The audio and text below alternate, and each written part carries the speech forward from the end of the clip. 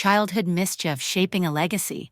That's exactly what we're diving into today as we explore the fascinating life of Gustavo González Villavicencio, a man whose youthful adventures in early 20th century Mexico laid the foundation for an extraordinary life.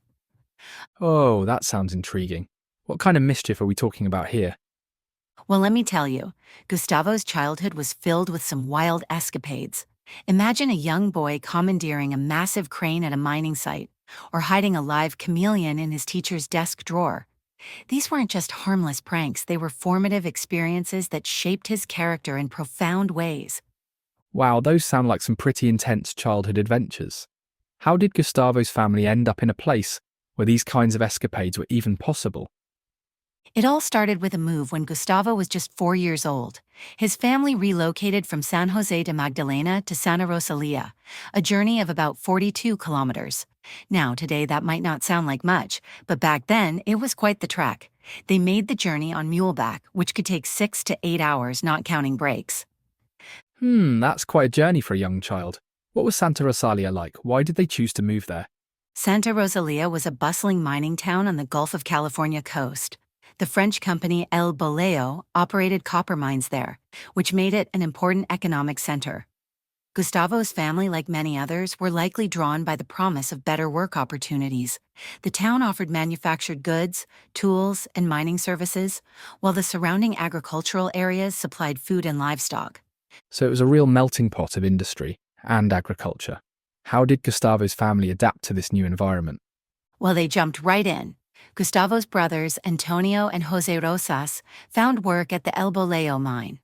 Antonio, in particular, became known for his skill in operating cranes, and young Gustavo, even at his tender age, started contributing by bringing food to his brothers at the mine every day. That's quite a responsibility for a child. Did Gustavo have any time for, well, being a kid? Oh, absolutely. That's what's so fascinating about Gustavo. He had this remarkable ability to turn work into play. For instance, he and his friends would often climb aboard the large French ships at the port and jump into the sea. It was their way of learning to swim, but also a grand adventure. That sounds both exhilarating and terrifying. But I'm curious about his formal education. You mentioned earlier that he had some interesting experiences at school. Right, well, interesting might be an understatement. There's this incredible story about the chameleon incident. One day on his way to school, Gustavo caught a chameleon and decided it would be a great idea to hide it in his teacher's desk drawer.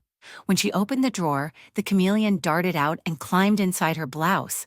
The poor woman fainted on the spot, and the classroom erupted into chaos. Oh my goodness. What happened to Gustavo after that? As you might expect, he got into quite a bit of trouble. He was suspended for 2 days, which gave him some time to reflect on his actions. But despite incidents like these, Gustavo's formal education was actually quite limited. He repeated third grade 3 times before deciding to leave school altogether. That's surprising. How did he manage to thrive despite his limited schooling? Well, that's the thing about Gustavo. He was incredibly resourceful and hardworking. He took on responsibilities from a young age, demonstrating a maturity and sense of duty uncommon for his years. For instance, when he was about 12, he helped his sisters sell corsets they had made. Corsets? That seems like an unusual item for a young boy to be selling. You're right, and it led to quite an amusing situation. Gustavo and a friend were given a basket of corsets to sell. The friend knew exactly where to sell them, but Gustavo was completely naive about it. It turns out they were selling them at a brothel. When Gustavo told his sisters about the charming and friendly women who eagerly bought the corsets, they were shocked and immediately forbade the boys from returning to that red light district. Oh wow, that's quite the eye-opening experience for a young boy. It really highlights how children often navigate adult worlds without fully understanding them. Exactly, and it wasn't just about selling corsets. Gustavo also sold stuffed empanadas, and there's this great story about him selling them outside a cantina. An intoxicated man started eating and handling the empanadas without paying. A policeman intervened and made the man buy all of Gustavo's empanadas, even the ones he hadn't touched. Gustavo ran home thrilled with his unexpected windfall. It sounds like Gustavo had a knack for turning potentially bad situations into positive outcomes. But I imagine life wasn't always so fortuitous for him and his family. Were there any particularly difficult times they faced? Unfortunately, yes. The family faced a devastating tragedy when a fire broke out at the cinema in Santa Rosalia. Gustavo's brave brother, Jose Rosas, rushed to help those trapped inside. In his heroic effort, a wall collapsed on him, tragically taking his life. This painful event left a deep scar on the family. That's absolutely heartbreaking. How did the family cope with such a terrible loss? It was undoubtedly a difficult time for them. But what's remarkable about Gustavo and his family is their resilience. Even in the face of such tragedy, they found ways to keep going. They found comfort in each other and in the small, everyday pleasures of life, like sitting under a lush fig tree, enjoying the shade and the sweet taste of fresh figs, sharing laughter and stories. That's a beautiful image. It seems like family was really at the core of everything for Gustavo. Absolutely. And I think that's one of the key takeaways from Gustavo's childhood. Despite all the adventures and misadventures, the hardships and the joys, family remained the constant thread running through his life. It shaped his values and his outlook on life in profound ways. So, looking at Gustavo's childhood as a whole, what do you think were the key experiences that shaped him into the person he became? That's a great question.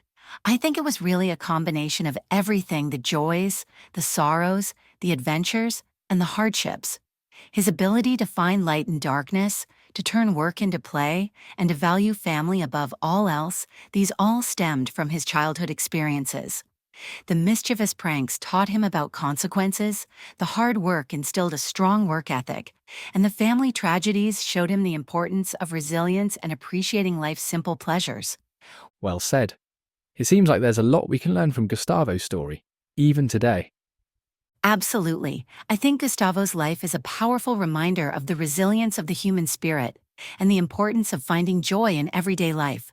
Whether it's finding ways to make our work more enjoyable, appreciating the small moments with loved ones, or persevering through hardships, there's something in Gustavo's life that we can all relate to and learn from. And it's a reminder that our childhood experiences, both good and bad, can shape us in profound ways if we learn from them. Exactly. And on that note, we'll wrap up this episode of Gen FM. Join us next time as we continue our journey through the extraordinary life of Gustavo Gonzalez Villavicencio. Until then, remember to find the adventure in your everyday life just like Gustavo did. And don't forget to appreciate those fig tree moments with your loved ones. They might just be the memories that sustain you through life's challenges. Thanks for listening, everyone. We'll see you next time on Gen FM.